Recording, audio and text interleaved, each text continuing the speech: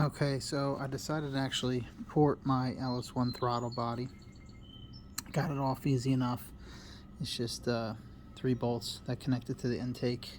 1, 2, 3, like a triangle in the corners. And then once you get it off, well, you have to take the coolant hoses and all off. Here are the 2 coolant hoses, and this is a vacuum line hose up here. Easy enough to get off. Actually, the coolant hoses do give you some trouble. I think there's like a little J hook type tool that you can use to get them off, because from being on there so long, they're tight and they're tough to back off. I wound up using like a little flathead screwdriver, and that got it started, and then I could get them off. I did that to both of them, but it was a pain.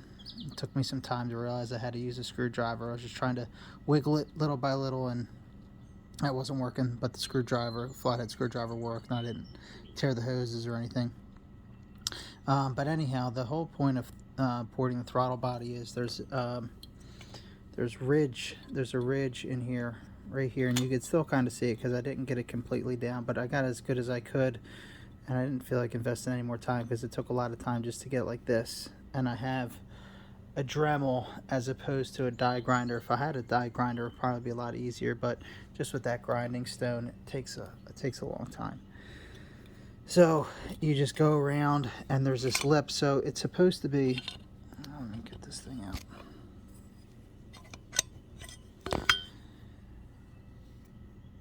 It's supposed to be 75 millimeters, but the problem is there's this lip here that goes all the way around, like I said, and that probably turns it into, I don't know, 65 or something like that. So you grind away at that going all the way around, and then what you see up top there is I put this steel stick epoxy putty up there, and you actually need a whole stick of it to fill that gap. But up there are ports for this vacuum line, and also I believe I read it's the IAC sensor that goes into right here, and that normally gets a hole here, but it's a humongous port up there that would definitely like hinder airflow.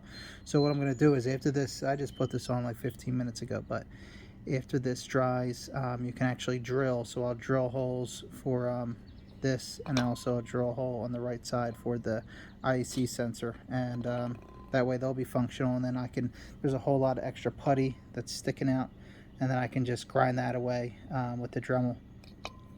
But yeah, spent a lot of time just getting away at that ridge. And also, before I took the plate off, I used a marker, and you can't really see it now because I've cleaned this with some brake cleaner, but I marked all the way around when the plate was there, to mark where the plate was, because you don't want to grind away any material where that plate was, or else you won't get a good seal and your idle could be messed up.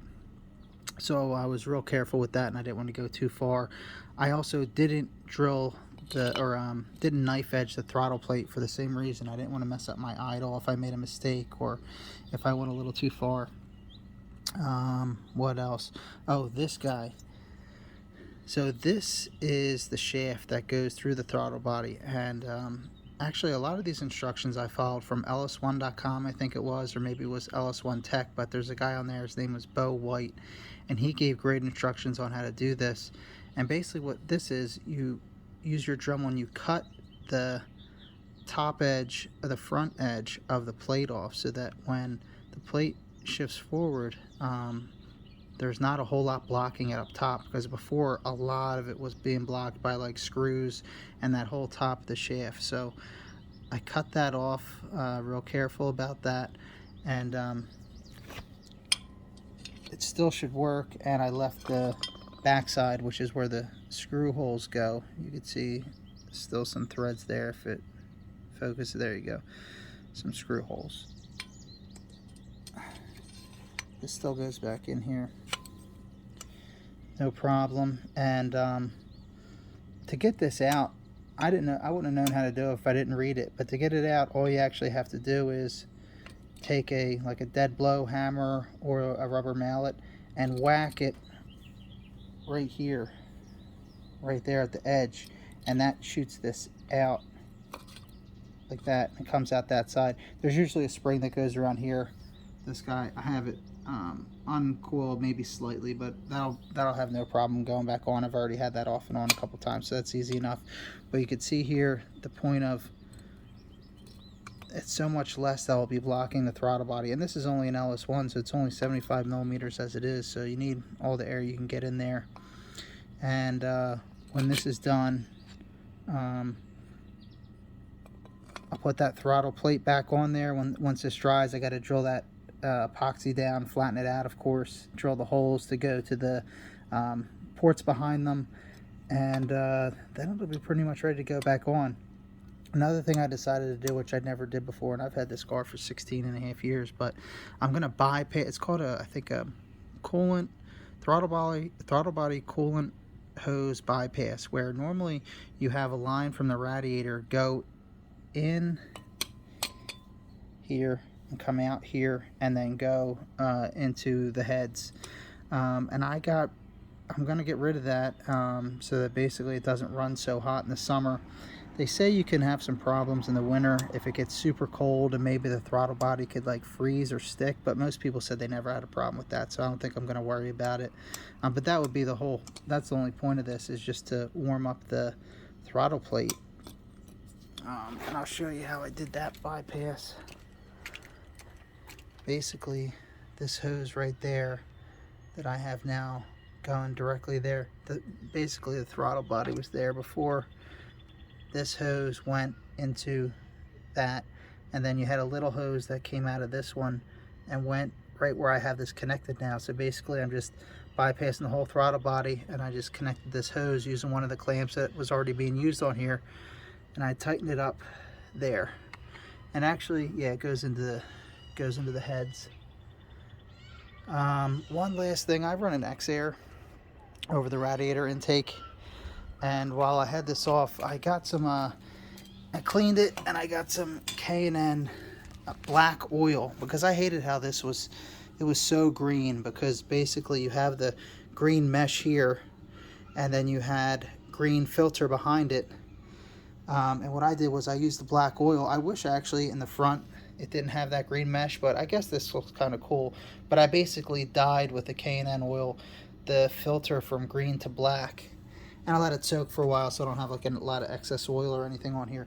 I wish it looked like that, where the back has like the black mesh, but it still has a green mesh, and maybe it looks kind of cool anyway, but it's better than just all straight bright green right in your face, right in the front of the engine compartment. So I kind of like that, but looking forward to getting this back on.